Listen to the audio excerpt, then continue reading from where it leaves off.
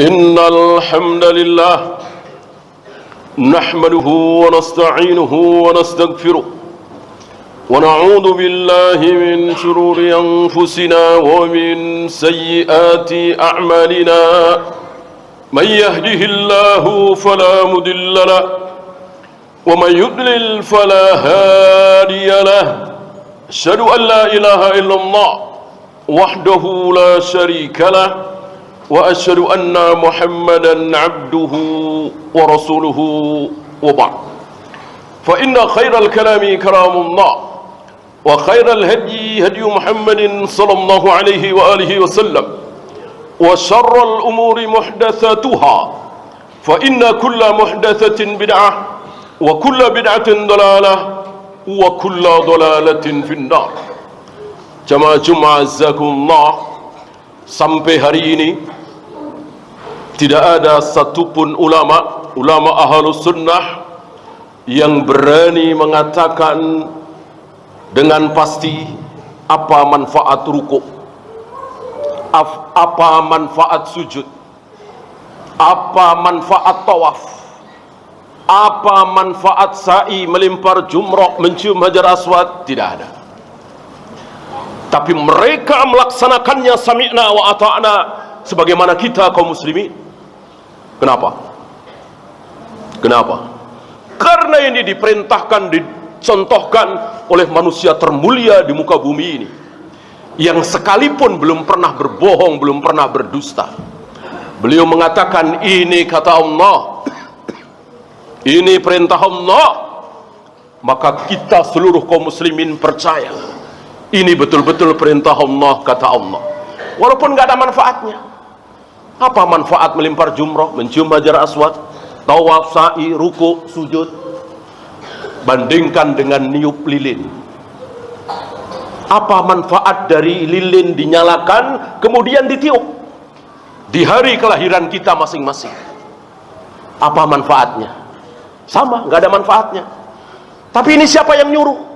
Nabi SAW, Abu Bakar, Umar, Imam Syafi'i, Imam Bukhari, mereka nggak kenal budaya tiup lilin.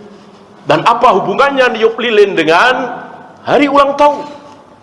Apa hubungannya kita lahir 10 Maret misalnya, kemudian 10 Maret beli lilin, dinyalakan, sudah nyala ditiup lagi?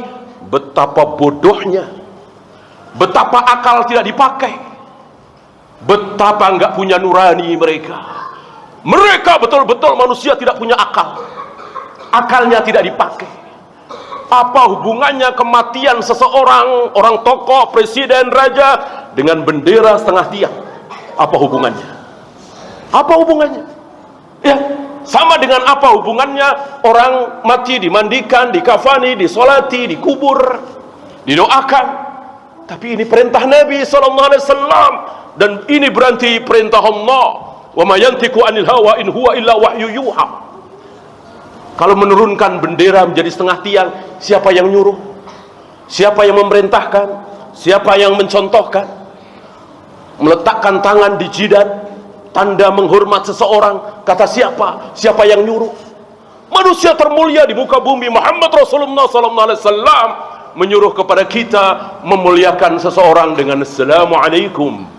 Dijawab dengan waalaikumsalam, bukan dengan meletakkan tangan di jidat, meletakkan tangan di dada, dan seterusnya membungkukkan badan.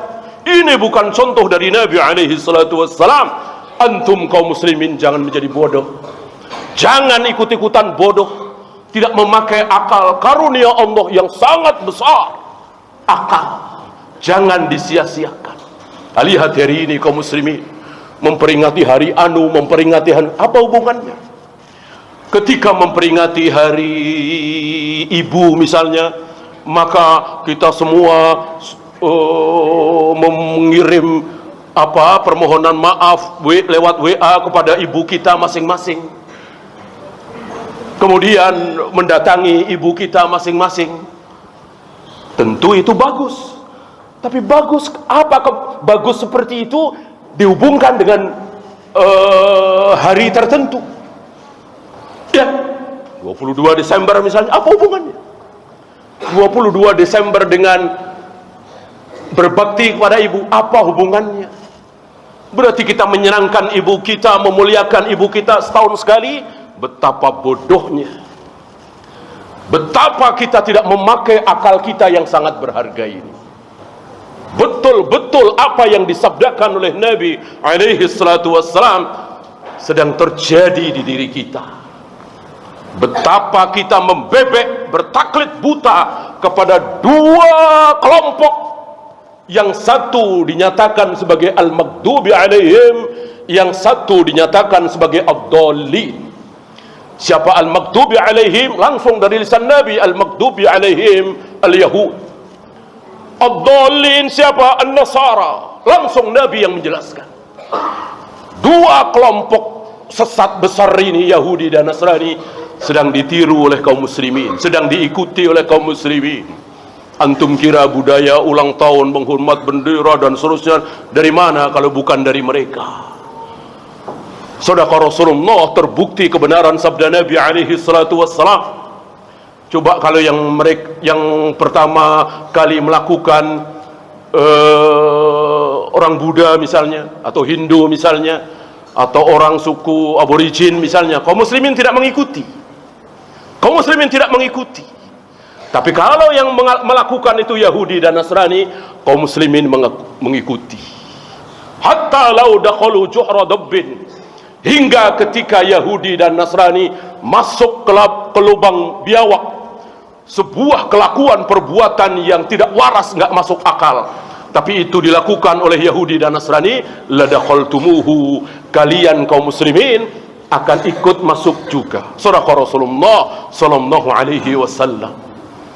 Entah sudah berapa puluh, mungkin berapa ratus perbuatan konyol, tidak waras, nggak masuk akal, tapi itu dilakukan oleh Yahudi dan Nasrani, kaum muslimin mengikuti.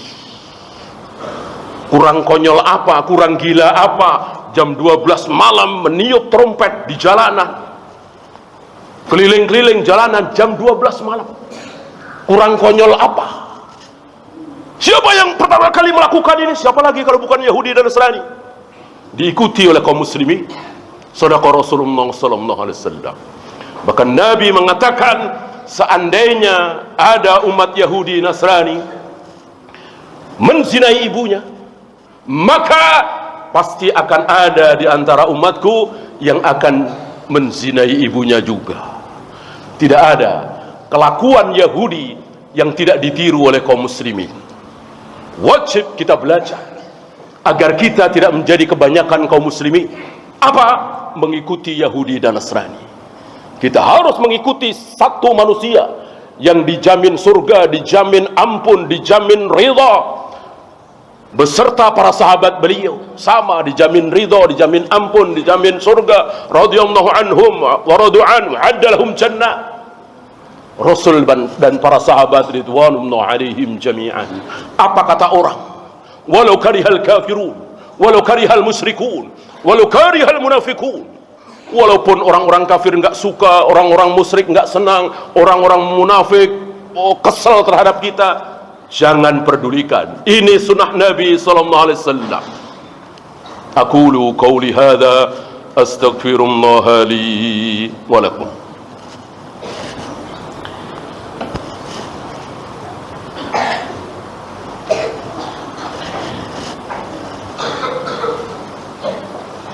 Alhamdulillah hamdan katsiran tayyiban mubarakan fihi kama yuhibbu rabbuna wa yarda. Asyhadu an la ilaha illallah wahdahu la syarika lah wa asyhadu anna Muhammadan abduhu wa rasuluhu wa ba'd. Ayuhal ikhwah, Syekhul Islam mengatakan kaum muslimin tidak mungkin berjaya, kaum muslimin tidak mungkin menang, kaum muslimin tidak mungkin berkuasa di dunia ini selagi kaum muslimin mengikuti jalannya Yahudi dan Nasrani.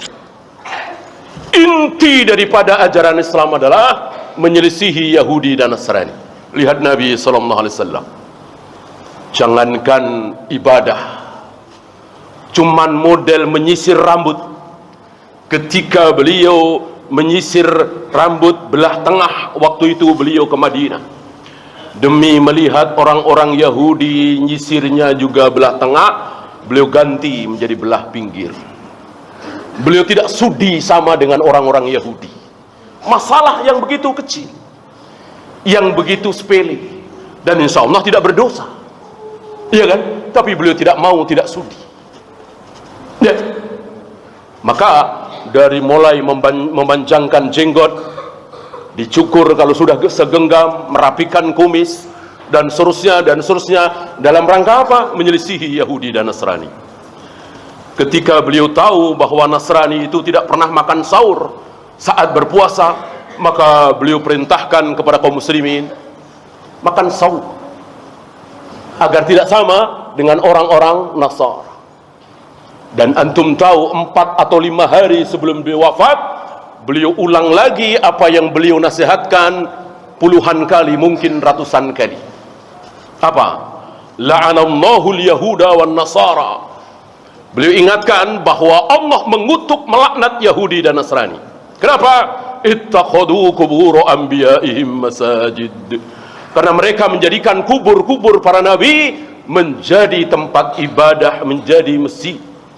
Lihat yang dilakukan oleh Yahudi dan Nasrani, ditirukan oleh sebagian kaum muslimin, sebagian besar kaum muslimin hari ini. Entah berapa masjid di Jakarta ini, di Jabotabek ini, yang di situ ada kuburannya. Kelakuan siapa ini? Perbuatan siapa ini? Yahudi dan Nasrani. Yang dengan ini mereka dikutuk dan dilaknat oleh Allah. Bagaimana justru saudara-saudara kita ingin dikutuk, ingin dilaknat oleh Allah, ikut-ikutan menguburkan mayat di masjid dan berdosa besar. Dan tidak boleh kita sholat di situ kalau kita sudah tahu. Bahkan kalau kita sengaja nyari-nyari masjid yang ada kuburannya, syirik, kufur. Waliyadu billah. Allahumma salli ala Muhammad wa ala ali Muhammad kama sallaita ala Ibrahim wa ala ali Ibrahim innaka Hamidum Majid. Allahumma ighfir lil muslimina wal muslimat wal mu'minina wal mu'minat al ahya'i minhum wal amwat. Rabbana la tuzigh qulubana ba'da idh hadaytana wa hab lana min ladunka rahmah innaka antal wahhab.